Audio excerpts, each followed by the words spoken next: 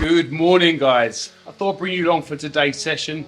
Today's an early one. Got my son's birthday today. He's turning 1, which can't believe how quickly that's come around. So I've got an hour's Zwift session now to get through. All around the sweet spot intensity, so it's around that 90% of FTP mark, all with varying cadences. But I'll put the workout up on the screen so you guys can see, and then I'm gonna follow it up with an easy off the bike run. So nothing mental, just a couple of Ks, just to get the legs turning over and feeling nice and comfortable in that brick style session.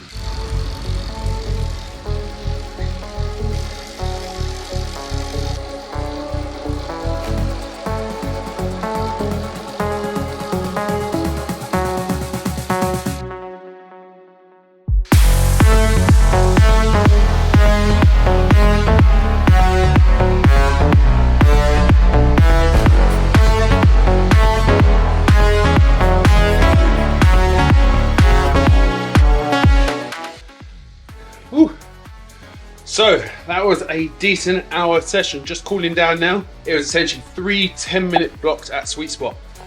So sweet spot is around that 90% mark, plus or minus a couple of percent under your FTP. So I was looking at around the 220 watts.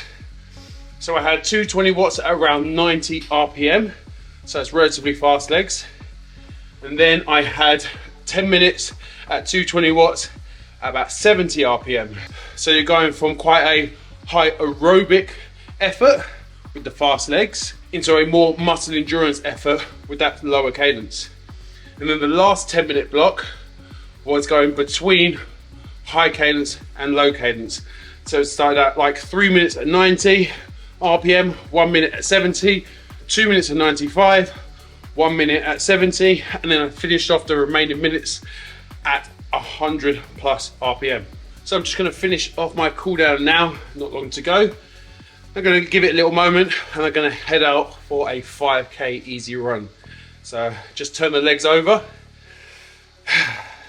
Running's not been feeling too great since I've come post powerlifting competition, but we're going to see how this one goes. Got to go with a positive mindset and all that stuff. Let's get on that run and I'll see you soon. 2 hours later. Okay, so we're a good couple of hours later, and as you may have guessed, I didn't go out for a run.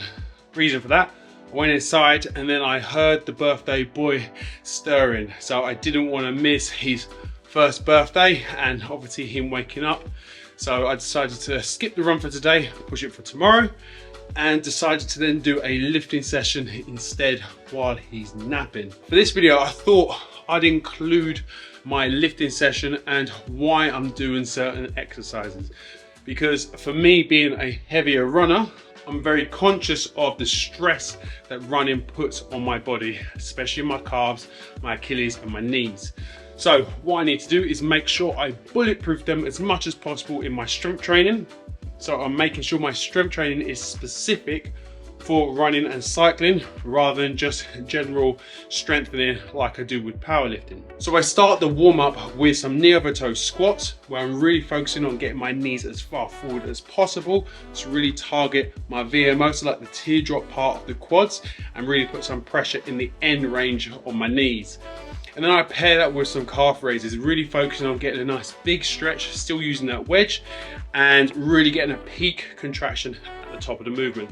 And then after that, I have to go into a big strength piece, because for me, I still want to lift heavy and I still really enjoy lifting heavy. So part of training is the enjoyment side of it. So what I've picked is an exercise which gives me a lot of bang for buck, and I really recommend it for a lot of people, especially anyone that runs or cycles, because of the anterior loading, so the weight on the front of the body, and the skill level is relatively low. So it means that you can put quite a lot of stress through the body without worrying about, say, mobility or squat depth, because naturally this position helps you get into your end range quite easily. Now, the Zercher squat is a very similar squat to the front squat. So the front squat, very traditional front rack position, requires a fair amount of mobility if you want to do it in the more traditional sense, where you have your hands around the bar and your elbows up nice and tall, where the bar then sits on your shoulders.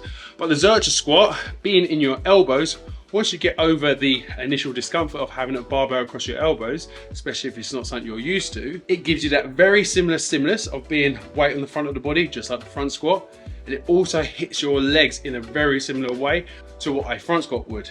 So Zerchers are a massive win for me, and that's why I built up to a heavy 5 for the day. Not the heaviest 5 I've ever lifted, but one that feels challenging, doesn't then get me to have any technical breakdown. I can keep my form nice and tight. So once I found my top weight for 5 reps, I performed 3 sets there, and I then supersetted that with some tib raises. So those are focused on getting your shin muscles. So as you're pulling your knee towards your toe, you really start to feel that tension build up on your shins. If you're feeling that, you're doing something right. So then we move into our unilateral movements. So I want to get as specific as possible to running and cycling beyond the actual modality of running and cycling itself. So the exercise that I've chosen target the same muscles while also working them maybe in different planes to make sure I've got no weak links when it comes to my running and cycling. Because even though running and cycling is very much going in one plane where you're just going, say, forward or up and down with your legs, there is movement in your hips, there is movement in your knees, there is movement in your feet. So because of that, we've got all 3 planes which you want to target to make sure that when you no doubtedly hit these positions, you've exposed your body already to them and you've strengthened them through doing exercises like these. So I've chosen to do 2 sets of everything because I'm not looking to necessarily build up fatigue from the movements. I'm wanting to more just stimulate the areas and positions rather than necessarily break them down too much with resistance, because I still want to be able to go for a run tomorrow and not have too much leg DOMs taken into that session. So my first 2 exercises back to back were some knee over toe split squats holding 2 dumbbells and a single leg crossbody deadlift. Now the knee over toe split squats are going to give my knees that end range exposure while also targeting my quads, especially that VMO, that teardrop part of the quad, just like I had in the warm up, but now I'm overloaded a little bit with 2 dumbbells. Something I'm really thinking about here with position is keeping my back knee off the floor and really letting my knee go as far forward as possible over my toe. Now I have less room in my left side than my right side in my ankle. So what you can probably see from the 2 videos is that with my right side, I find it easier to get to that end range.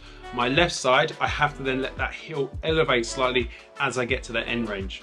Now, there's nothing wrong with this, and I could put my foot on a wedge, but what I was trying to get was my end range first with my heel flat, and then I allowed that heel to come up slightly to take me beyond where my ankle mobility allows me to go to. Now, pairing it with single leg deadlifts for me is a really nice exercise to work that hinge pattern, but also allow a little bit of rotation in the torso and the hips, 1 for counterbalance, but 2 to also help my foot work through stability, because I do have quite poor stability and it's something that I need to continually work on. So by using an exercise like a single leg deadlift, I can try to allow my feet to relax and not claw the floor, keep my foot planted, allow it to flatten and then gain an arch. So after 8 to 10 reps on both sides for 2 sets, I then move into my next superset. Now, still keeping with the quads and the hamstrings, I'm then going to target them in a slightly different way. I'm now going to work laterally with my Cossack squats. So I'm really going to target my adductors, so those inner thighs, what a lot of runners find they get issues with when it starts to pull into their groin area. So Cossack squats are a great exercise for strengthening and exposing your hips to these lateral positions. And then I pair that with a TRX leg curl. Now this exercise is awesome because it works the hamstrings from the distal end, so away from the hip. So rather than always hinging where the movement comes from the hip, this movement then comes from the knee up. Now this targets your hamstrings in a very similar way as if you were running. I aim for 16 reps on the Cossack squat, so that was 8 on each side, and I went for a set of 12 to 15 on the leg curls, again for 2 sets. Now, lastly, I have 3 exercises back to back here with a short rest in between each of the exercises. The first one is a lateral box step down. So this is where I'm thinking about lowering the back leg back and across the body behind me and gently tapping the floor, keeping the loading in the top leg and then standing up. Now for me, this exercise is great at targeting my glutes and my outer thighs, which again are parts of the lower body that are going to be targeted when running and cycling. So I want to make sure there's no stone unturned when it comes to strengthening and exposing my lower body to these positions. Now after a set of 10 reps on each leg, I then went into some calf raises. Now with these calf raises, I used the wedge again, so it was a real big stretch, and I held a dumbbell by my side this time. And what I wanted to do was go for a set of 10 to 15 reps, and on the last rep, give a really big squeeze and hold in that peak contraction. And then after a short rest from there, I then went into some bent knee single leg calf raises. So rather than targeting the big part of my calf, I then targeted my soleus and my Achilles area, so the smaller part underneath the big bulbous part of calf. You then got that little bit underneath. And I use then the bent knee calf raise to really get into that Achilles and soleus area. Now, I really struggled on my left side with this because of that ankle restriction. So it's definitely something that I need to work on. But on my right side, I was kind of going through the movement relatively easily.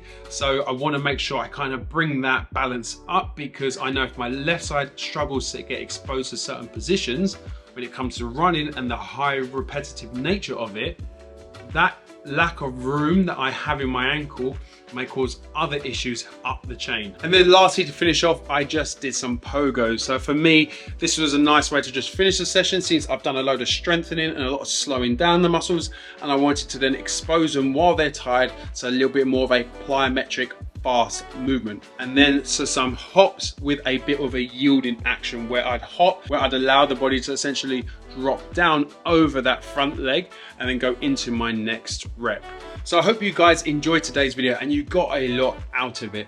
For me, as a heavier athlete, running takes a lot out of me. So I want to make sure, as I mentioned earlier, that I expose myself to these positions where I have control, which is like in the gym setting, because then when I'm out running, hopefully with all this strength training and exposure to certain positions, when I'm out running, hopefully I reduce the risk of injury.